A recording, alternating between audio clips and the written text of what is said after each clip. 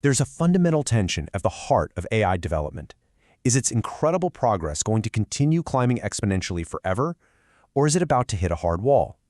The answer to that question really defines the entire future of this technology. For the last few years, the central assumption has been pretty simple. Making AI models bigger is what makes them better. But now a really critical question is starting to surface.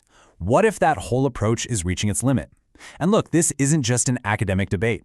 The answer is already shaping billion-dollar investments and, really, our collective future with this technology. To really get a feel for this debate, just look at this statement from OpenAI's CEO, Sam Altman. He was voicing the optimism that was pretty common at the time, suggesting that just scaling up models was the straight line to human-level intelligence, maybe even beyond. That was absolutely the dominant view. But then, just 6 months later, his perspective seemed to have shifted. After the next big model came out, he made a comment that they had already saturated the chat use case. That quick change in tone really hints that the path forward isn't quite as simple as just building bigger and bigger models. And that brings us to the first major argument in this whole debate, the case for a plateau. This is the idea that the current approach with large language models, LLMs, is starting to run into some pretty fundamental structural limits. And these limits aren't just about resources.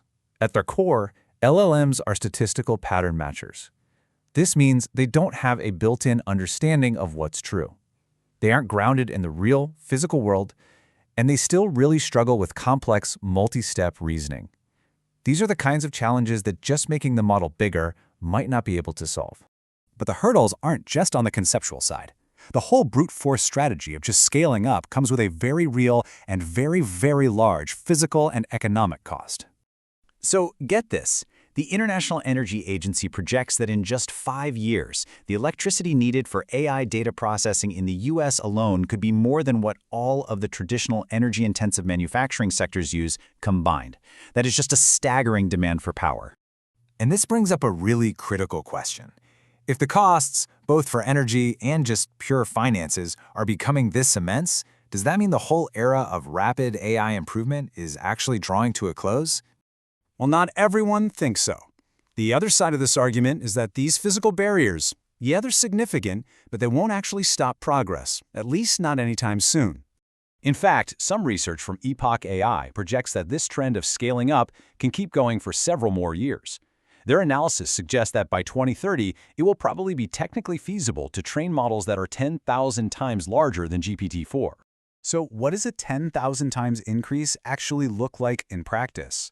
The researchers describe it as a leap in capability that's as drastic as the difference between the rudimentary text of GPT-2 and the sophisticated abilities of GPT-4. I mean, that is just a massive, massive jump. Looking at the analysis, it breaks down the main potential bottlenecks: power, chips, and data. The conclusion? While getting enough power is definitely going to be challenging, acquiring the necessary chips and data seems feasible. None of these are seen as absolute deal breakers within this decade. So, reaching that next level of scale is technically possible, but it comes with an absolutely mind-boggling price tag. We're talking about computing clusters that would cost hundreds of billions of dollars. So the limit might not be the technology itself, but whether anyone is actually willing to make that kind of unprecedented investment. So if the physical limits can be overcome with enough money and enough engineering, what's the real bottleneck? This question leads us to a way to maybe bring these two competing views together. The history of the internet gives us a really useful parallel here. Back in the 90s, you had both extreme hype and extreme cynicism, and both sides had some good points, but they both kind of overshot the reality. The internet did transform society for sure, but it did it unevenly and in ways that pretty much nobody predicted perfectly. And this all points to what might be the true bottleneck for AI. It might not be engineering, but science. Scaling up just optimizes the methods we already have.